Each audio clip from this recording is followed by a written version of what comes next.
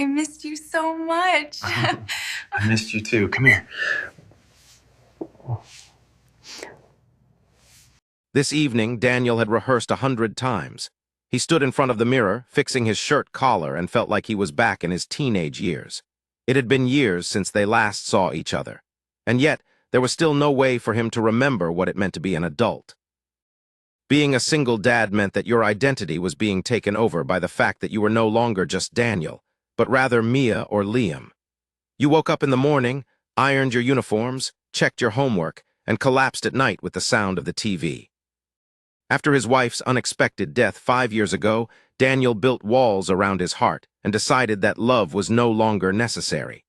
His entire world became his children, with Mia and Liam holding on to each other. He felt compelled to continue doing this, as they had always done so in such a delicate manner. Despite his best friend's attempts to rekindle their romance, he was overcome with emotion and stood by the door, sweating, anticipating the arrival of Grace, the woman who had been chatting with him for weeks. She was not self-centered, nor had a warm or witty demeanor. Their conversations were characterized by warm embraces, laughter, and gentle confessions. The doorbell sounded, and Daniel bounded it. Grace stood there, her body soft and almost torn, not dressed as if she were on a glamorous magazine cover.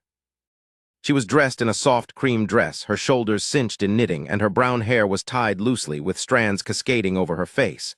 Her eyes, though, indicated underlying feelings of tiredness and responsibility. She leaned closer and whispered, "My kids are in the car," with determination. Daniel froze, not out of fear but recognition. He recognized the whisper as if someone had been subjected to too much criticism and was expecting rejection before it even happened. Grace's eyes shrunk as she was already preparing to turn back and explain to her children why the night wasn't going to be good.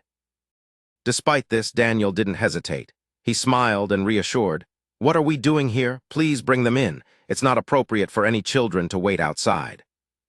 She remained motionless for a moment as if to validate his statement. Then she nodded quickly, her eyes irritated, and rushed back to her car. A boy around Mia's age, holding himself stiff and cautious, appeared before her. During the second scene, there was another younger girl who clutching her mother's hand, hiding behind her leg. They seemed apprehensive, their gaze swaying as if they were entering someone else's world. Daniel muttered, giving them hugs. The boy blinked and then smiled angrily. The young girl peeked out from behind Grace and greeted her with a friendly hello. Mia quickly ran up to her, her hair slicked together, and she inquired, "Are these your kids?" When Grace nodded, she smiled.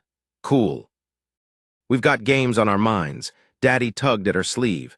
"Is it possible that they can play with us?" "Of course," Daniel said softly, washing his son's hair. After that, the dinner conversation between the two adults turned into a lively exchange of laughter. Daniel decided to order pizza because, in his opinion, children and pizza were the perfect match. The dining table was soon filled with people yelling and grunting. Children conversing, crayons smudging on the ground, Grace's bastardly chuckling blending with Daniel's signature. He wasn't apprehensive when her daughter spilled some juice onto the table. His question about superheroes was no surprise to his mother. He didn't make her children feel unimportant. Instead, he treated them as if they were his own.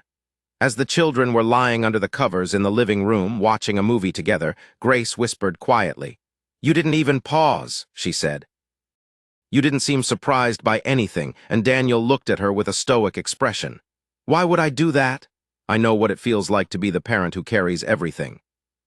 "I can sense the expression in your eyes, always questioning whether you're doing enough and struggling with the loneliness when the kids are asleep.